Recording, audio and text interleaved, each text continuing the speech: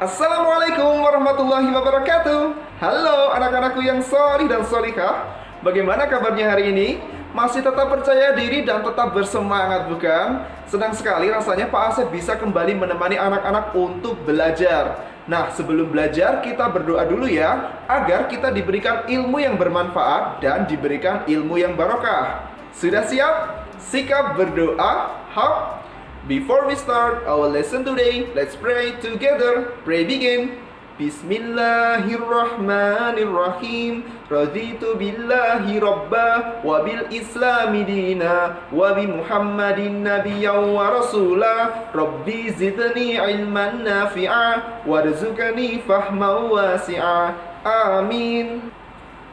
Anak-anak, hari ini kita akan belajar matematika untuk mereview pemecahan masalah yang berkaitan dengan KPK dan FPB.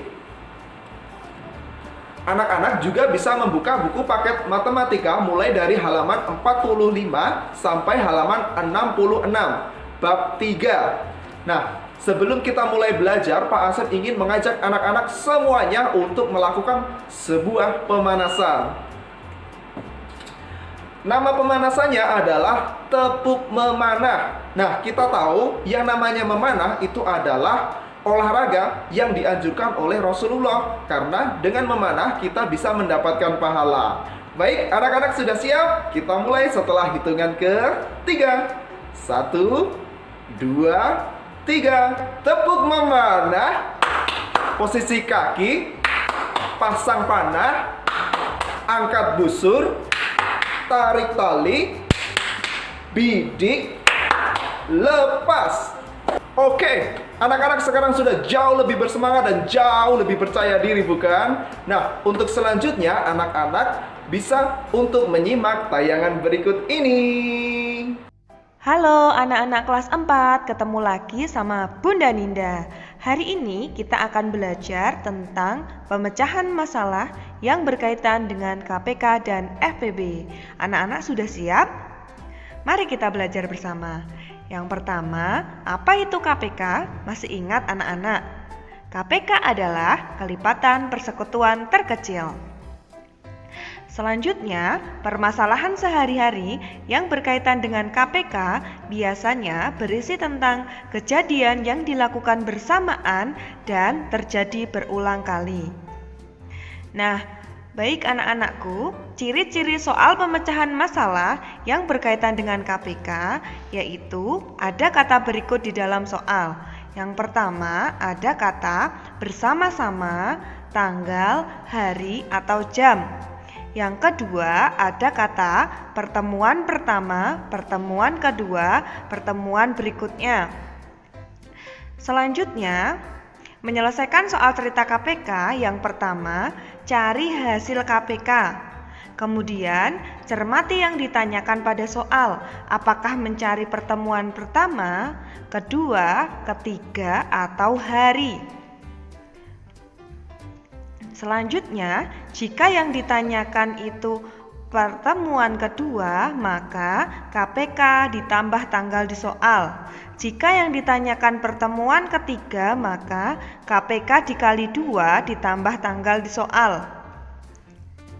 Jika yang ditanyakan pertemuan pertama, maka pertemuan pertama sama dengan KPK dikurangi tanggal beserta bulan di soal, sama dengan bulan sebelumnya dikurangi jumlah hari bulan tersebut, sama dengan hari di bulan sebelumnya atau sampai tanggal ada di kalender. Tetapi ingat, itu belum jawaban karena tadi dihitung dari belakang. Jawabannya adalah hari dihitung mundur dari akhir bulan tersebut, atau dengan cara jumlah hari bulan tersebut dikurangi hari bulan terakhir, sama dengan hari bulan tersebut. Selanjutnya, untuk mencari hari, rumusnya adalah KPK dibagi 7. Setelah dapat hasil bagi, yang perlu dicermati adalah sisa hasil pembagiannya. Nah, untuk mencari hari pertemuan berikutnya, caranya adalah hari pada soal ditambah banyak sisa hasil pembagiannya. Untuk mencari hari pertemuan sebelumnya, hari pada soal dikurangi banyak sisa hasil pembagiannya. Nah, selanjutnya perhatikan contoh soal. Tina membersihkan akuarium setiap 6 hari sekali, sedangkan Tini membersihkan setiap 5 hari sekali. Pada tanggal 5 April 2020, mereka bersama-sama membersihkan akuarium. Mereka membersihkan akuarium bersama-sama lagi untuk kedua kalinya pada tanggal. Penyelesaiannya adalah sebagai berikut.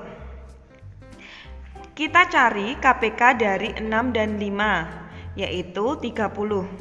Menggunakan cara kelipatan 6, yaitu 6, 12, 18, 24, 30. Kemudian mencari kelipatan 5, yaitu 5, 10, 15, 20, 30. Dan kita lingkari kelipatan yang sama, yaitu 30. Maka KPK-nya adalah 30. Kemudian pertemuan pertama tadi tanggal 5 April, kita cari pertemuan kedua dengan cara KPK ditambah tanggal di soal. Maka 30 ditambah 5 April sama dengan 5 Mei 2020. Jadi, Tina dan Tini akan membersihkan akuarium bersama-sama lagi untuk kedua kalinya pada tanggal 5 Mei 2020. Nah, selanjutnya kita akan belajar tentang pemecahan masalah yang berkaitan dengan FPB. Sebelumnya, masih ingat apa itu FPB? FPB adalah faktor persekutuan terbesar. Nah, anak-anakku, ciri soal FPB di dalamnya ada kalimat-kalimat berikut. Yang pertama, ada kalimat jika dibagikan sama banyak. Yang kedua, banyak pensil buku, apel, mangga, dan lain-lain. Biasanya menunjukkan item atau benda yang dicari. Baik anak-anakku, selanjutnya cara menyelesaikan soal cerita FPB. Yang pertama, cari hasil FPB. Yang kedua, cermati yang ditanyakan pada soal. Apakah mencari FPB atau per item? Nah, selanjutnya perhatikan contoh soal. Bu Ani mempunyai 72 apel dan 84 jeruk yang akan dibuat parsel. Setiap parsel berisi 3 buah dengan jumlah setiap jenis sama banyak.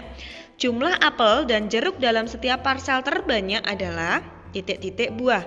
Penyelesaiannya, FPB dari 72 dan 84 kita cari, yaitu hasilnya 12. Artinya, banyak parsel yang dibuat ada sebanyak 12 buah. Banyak buah apel yaitu 72 dibagi hasil FPB yaitu 12 sama dengan 6 buah. Banyak buah jeruk yaitu 84 dibagi hasil FPB sama dengan 7 buah. Jadi jumlah apel dan jeruk dalam setiap parsel adalah 6 ditambah 7 yaitu 13 buah. Nah, sekarang waktunya tantangan.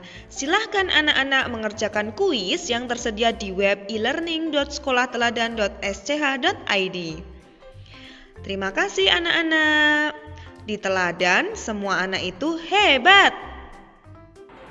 Oke anak-anak, bagaimana? Sekarang anak-anak sudah jauh lebih paham bukan mengenai pemecahan masalah yang berkaitan dengan KPK maupun FPB. Nah, untuk selanjutnya sekarang anak-anak bisa mengerjakan tantangan yang sudah tersedia di website e-learning. Cukup sekian pertemuan kita pada hari ini. Pak Asep akhiri. Wassalamualaikum warahmatullahi wabarakatuh.